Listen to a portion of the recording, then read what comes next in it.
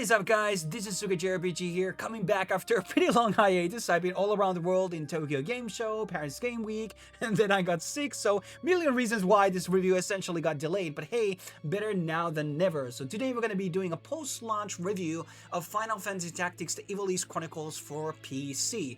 Now, even though I'm going to be giving a lot of critique for this game throughout this review, I do actually endorse people buying this game for two good reasons. One being, it's pretty good bang for the buck. You can easily squeeze out over 100 hours on a simple playthrough.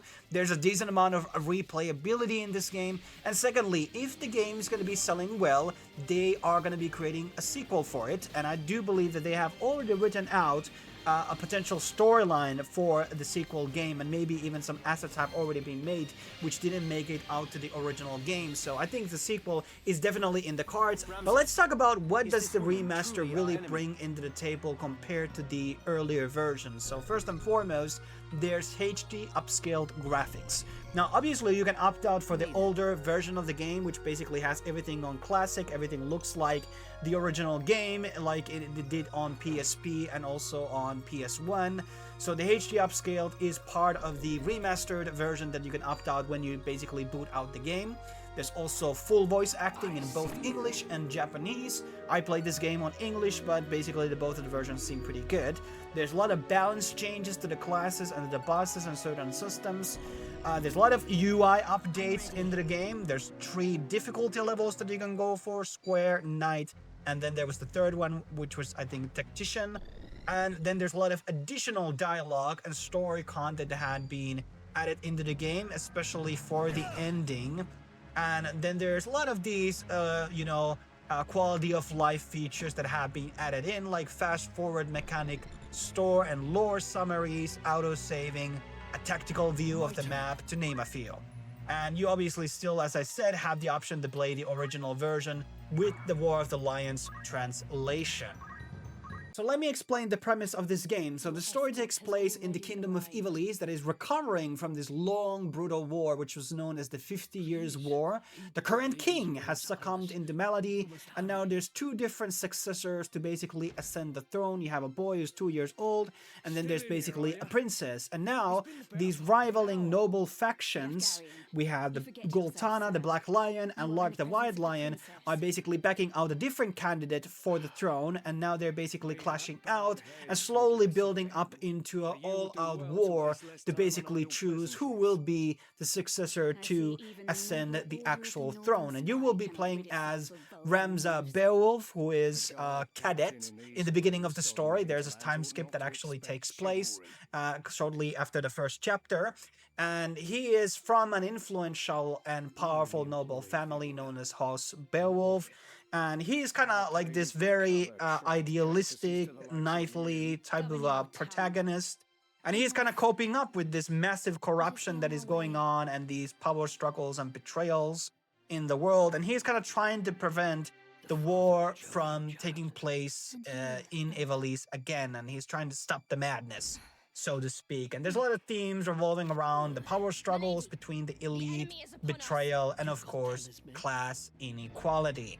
Now let's talk about the gameplay. So the core gameplay of Final Fantasy Tactics has aged surprisingly well. It's still very fun, and if you're coming from the Fire Emblem series or Ogre Tactics, you are going to be familiar with 95% of the mechanics that the game is going to be introducing to you. Even if you're coming out from a traditional turn-based Final Fantasy game, the learning curve is not going to be very steep. It's going to be pretty straightforward, and I would say maybe the early parts of the game are going to be slightly harder, but as you're going to be unlocking more jobs in the game and going to be, creating that stable team composition, it's going to be pretty easy from that point onwards. And the game really revolves around the job system, which is split between 22 different jobs, which 2 are, gender exclusive. The female one has the dancer and the male one has bard, and all the remaining 21 are going to be able to be unlocked by each of the gender. Then there's also 12 different exclusive classes which are, tied into the story-based characters which are introduced throughout the main story or throughout side missions. And every recruit basically starts as square, and then you can slowly unlock more as you get your job level up. So there's the normal level and then there's the job level, and certain, requirements for certain class job unlocking is going to be requiring you to be like a level 5 square and also level 3 knight. Once you meet those criteria, you can transition into this next job. And they did also do a lot of like balance changes into these jobs in the Ivalice Chronicles. Like, let's say the archer was definitely buffed out and is a lot more stronger than it was in the initial game. But I still feel like there's a huge gap between the balances of these jobs. I feel like some are just like miles ahead, better options, and especially these story exclusive classes that you're going to be unlocking, they are very strong. So I didn't have any of the normal characters in use, or should I say normal classes in use in my late stage composition, because all of these, you know, story-based characters were just so much more better. So it's not a perfect balancing on the classes. There are definitely ones that are like F tier and some are S tier. You would ideally, like in an MMO, all classes should be almost equally viable to each other. So that's something that maybe they kind of missed on the balancing, but it is what it is. Now, of course, some people were also unhappy that two of the classes that existed on the PSP version were not added, and that is obviously the Onion Knight and Dark Knight.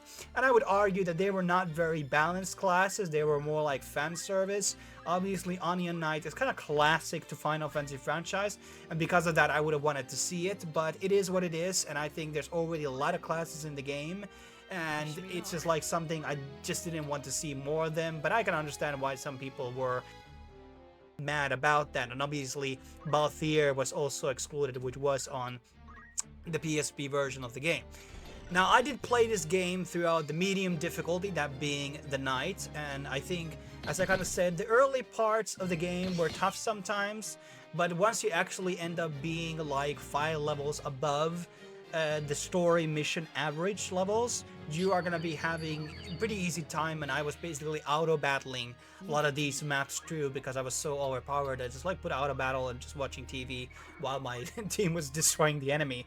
So the auto-battle feature, I don't think it existed on the original game, I don't remember, but that's something nice that they also added in case it was added in. But that's also something that I wish that they had in the beginning, where I could just, with a one button, make everybody do auto-battle, and this would have been like very easy for me to level up the characters on these normal stages. But something, you know, of a quality of life change I would have wanted to actually see. And there's obviously a couple of missions where there's a huge power spike on difficulty. You know, especially the one certain boss fight where you're solo fighting as Ramza. You know what I'm talking about. That was really annoying, and I had to really go into Google and find out what exactly I had to do not to die on that fight. So that could have been balanced a lot more better. And then there's also that one rooftop fight, which is very annoying. So there are a couple of these difficulty spikes which are definitely problematic. So for the most part, the balance is good in the game, but yeah, it definitely could have used a bit more tweaking. Now, there's also some other quality of life changes that they added into the game, like they now show you the turn orders, which is very important on the side. There's a lot more UI changes on the menus especially, and a lot of that, like, you know, browsing and moving around on the menus, it's a lot more easier than it was in the original game. But there are things that felt like lazily executed, and that could have been due to spaghetti code. I'm not really sure. Like the fast forwarding feature, for instance, why that wasn't a toggle feature? It was toggle in Final Fantasy 12 and your other games. Why is it not a toggle here? So I think that was due to spaghetti code, and I think I'm true on that statement because they have yet to add it, even though a lot of people are requesting them to do so. Also, you don't really have a proper pause function. It's like the pause is coming type of thing in the game, and you also can't skip the cutscenes. So every time you would retry the map, you would have to fast forward the cutscenes again, and instead of like skipping them all together and starting from the beginning of the battle, even if you start from the beginning of the battle, you still have to watch the cutscenes, which you can't skip. You only can fast forward them, which was really annoying. So that's something that definitely should have been in the game, in any modern game, but once again, I'm leaning towards the spaghetti code. There were a couple of those things that definitely should have been in the game, but I think these were restrictions because of the spaghetti code. And I also think that the game could have benefited from, and obviously this is an old game. This is an old game, we have to understand that, so I can't really be too critical on this point. But I felt like the gameplay loop obviously is going to be getting old at some point because it's all the same battles and everything. And I felt like if there would have been like some type of minigame or city management aspect, it would have kept the core gameplay a lot more refreshing, like when I play Final Fantasy 9, 7, and 8, or for example the new Rebirth. There were a lot of minigames there which felt very different from the core gameplay, and it kept things refreshing. That's something that the game definitely could have used. And there is this errand system, but I felt like that is just so filler to me because it only gives you job experience, not actual levels to the characters. Because if your characters die, they're gone forever. So you want to level up new characters to be on your like level 40 is probably where the late game characters are, or level 50 more closely. So you have to buy them at level 1 from the shop, and then you have to level them up like normally, manually, which is really annoying, and these errand things don't give you normal experience. That's something I would have wanted them to change. And then they also had this carcass thing where you can unlock the store where you can bring those animal carcasses, monster carcasses. And that was also like, it didn't feel like a very needed feature, and it just didn't really bring a lot to the gameplay. And yes, there's now lore segments that you can read the lore and things like that in the menus. But it felt like, yeah, the minimap could have had a lot more things in it. But once again, this was always designed to be a spin-off title, so we don't expect spin-off titles to have minigames, and especially it was probably a very low-budget game, and Remaster was also very low-budget.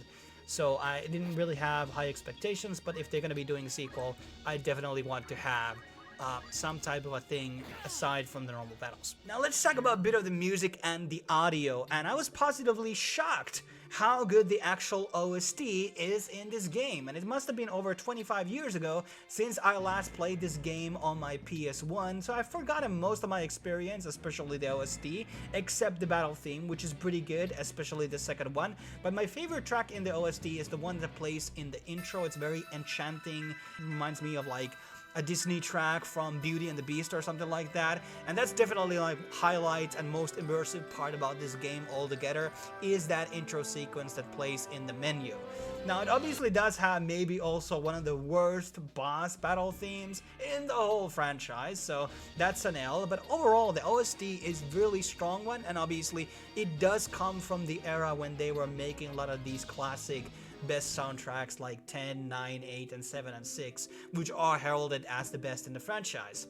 Now in terms of the voice acting, as I said, it's both in English and Japanese. I played it on English, and I have to say it's very theatrical, and it makes the game feel more alive. It really amps up the overall story experience, and I think it's a big part for my personal immersion in the game that makes it really, really good. So, and the English performances are really good, and so seems to be the Japanese one too. So they did a really splendid job. Obviously, everything is on like British accents. The only point of critique I would maybe have is that you had these two characters which showing up, which are definitely looking like Hispanic. I mean, based on their attire, they're definitely Middle Eastern, and they're not from the country of Ivalice, so they're foreigners. So it would have made sense that they would have foreign accents. Hispanic accents or Arabic accents, but they were speaking like basic British accents, so they were not believable, and that was a bit immersion breaking. Now let's jump into my favorite segment, which is the story, and this time around there's going to be a lot of heavy spoilers here, so make sure you are going to be using the timestamps down below to skip this segment in case you don't want to know parts of the ending, for instance. Now, before this game came out, there was a fellow JRPG YouTuber who basically made the case that Final Fantasy Tactics has the second best story in the whole franchise. And somehow I kind of believed him and took those words to heart, and oh boy, I really shouldn't have, because I went kind of with high expectations in.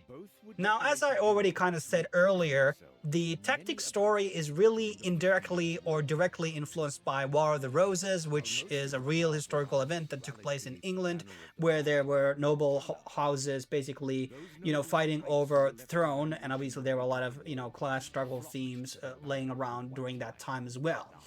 And every time I watch an anime or a Japanese game that is trying to incorporate political themes in the story or the world, they always feel very flat and shallow, and Final Fantasy Tactics is no different case.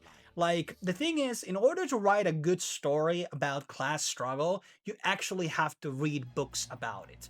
Things like Communist Manifesto, perhaps, or the biopic of Spartacus. These are great examples of literature which is depicting and talking about, you know, class warfare, and in a really, really good way. And there's nothing in this story like that. Like, there's like a lot of these common things you would expect to happen during a class struggle. Like, you would have starvation, you would have public executions, The portrayal of the church in the story felt very nihilistic and shallow. The poor people they were not at the church where they usually would be in a real world. You know, they didn't revolt against the nobles, they didn't go on the strikes, they didn't demand legal amendments, things that normally happen when peasants start to revolt against their masters. These are basic things that take place, but none of that was actually portrayed in the actual story. So as I said, it was very shallow. Now, in terms of the characters, we have Ramza, who is the main character and main focus, like, throughout the whole... This is the only constant thing, really. And his brothers, obviously, who are kind of like... Well, I will not reveal too much about their play, as it's a bit spoilery, but whatever. And I felt like Ramza's story was pretty decent. He has a bit of a character development. He's a very chivalrous character. Is not the worst MC in the Final Fantasy franchise, but definitely not the best either. A bit more one-dimensional, in my opinion, to be honest. And I felt like there were a lot of characters, though, in the story that didn't properly get proper character arcs concluded. Mustadio would be my first example, who's an engineer. He's introduced as engineer. He talks about airships in the beginning, which to me sounded like foreshadowing that at one point he would be using the R site to power up a airship, which would be shown in the ending battle or something like that. And there is indeed an airship in the ending battle, which is not being used. So that's kind of one of those things which I felt like definitely should have been in the game. And he obviously has a bit of a part to play in those side missions where he plays around with R-Site, and all of those felt to me like foreshadowing into a big project. What was the purpose of introducing him if he's not going to be doing anything with airships? Like, he felt like the Sid archetype in this story. The second one is Delita. And Delita, to me, I felt at first he was going to be some type of a Vegeta archetype, a rival to Ramza. And he goes, you know, a bit of a character development in the ending of Chapter 1, which is the reason why he becomes a different person.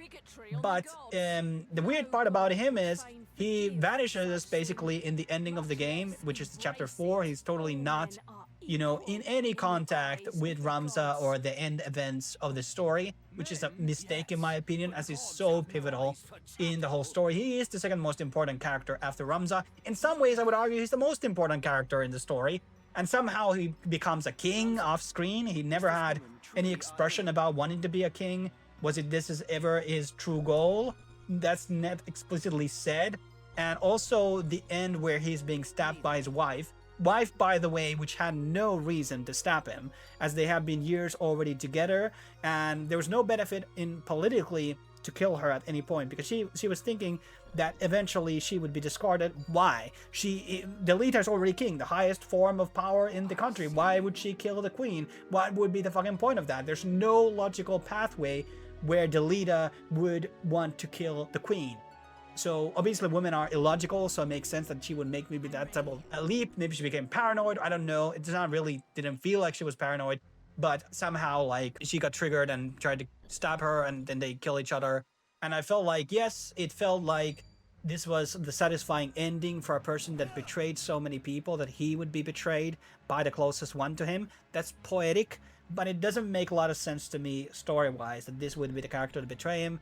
It could have been another character. It could have been that fucking mage thing, which was, traveling with him at some point. So that would have felt a lot more better, or it could have been just a random character killing him also. That's something I didn't like. Then we had Agrias, or whatever is the female paladin. She is just archetypal girl boss character here, and she has a lot of girl boss lines actually in the story, and she also doesn't really have a proper ending. Not to say that she had a big arc to begin with, and also felt like a lot of those major characters, they didn't really have that big of things. Obviously, if you fill it down on the battle, they would probably have some certain dialogue, but like, yeah, did they have proper conclusions? I don't know. Then we have the Lucavi, which felt very nonsensical villains and very, very bland, yapping about darkness and power. Like, how generic can you go, really? Like, it just felt like that they were just too generic for my taste, and I think there should have been maybe a focus more building up one ultimate villain rather than focusing on multiple different people who turned into Lucavi throughout the story. And I think that's why, Sephiroth is great. He's built up through the middle of the game. Seymour is built up through the beginning of the game. A lot of these great villains, even Kuja, get introduced in Disc 1. A lot of these best villains are always built up from early to middle of the game, and then they are like very relevant till the very end of the game. So that's something that I think they kind of missed on with the Lucavi, and the Lucavi just were not very interesting, and their motives were really bland. And a lot of it was just like all one power, and there was not really a lot of complexity behind that. Maybe the Lucavi power should have been more like a form of addiction that they had to feed on blood of innocence or something. That would have made it a bit more interesting, something like that. But I just like felt like very boring depiction of a villain. And I'm not saying that the tactics story is horrible or bad. It's middle of the pack. It's not best, not good as 7 to 10. It's definitely not a high fantasy. And kind of one of the problems I had with also the story is like there are monsters in the world. You mostly fight humans, obviously, and the Lucavi. But the monsters are not really explained what they are, where they came from. They're just there some points, and sometimes they fight with the humans. Did they tame them? What is exactly the lore here? I don't know, but not to say that they really explain them, the monsters in any other games. But fundamentally, like, I felt like, yeah, the story could have been a bit more better and deeper in some aspects, but I think they have opportunities to flesh that out more in the sequel of a game. So here's my end verdict. Like I said in the beginning, I had a lot of critique for the game, whether it was design choices or lack of quality of life updates or the writing, but all things considered, it's a great game and it's a great bang for the buck. I managed to squeeze out over 100 hours on my first playthrough in this game, and if they're ever going to be doing a sequel, it might even be better than the original because they're not going to be restrained by the same limitations like these small maps or party limits. They are going to be able to do a lot more things out of the box, in my opinion, on a sequel. And there is a fair amount of replayability in this game. The difficulty options, there's of course the optional endgame dungeon, which wanted me to blow my fucking brains out, and it was that annoying, probably worst dungeon I've ever been into. And, you know, as I said, I managed to get a lot of hours from this game, and I didn't even do a 100% run. I did access all the jobs. I think that was a good achievement for me personally, and obviously beat the game on a night difficulty. But that basically wraps up my thoughts about this game. Obviously, if you're interested in buying it, there's going to be links down below in the description. And obviously, I want to hear what did you think about the game? Did it meet your expectations, or were you bummed out that some content was really cut out from this game?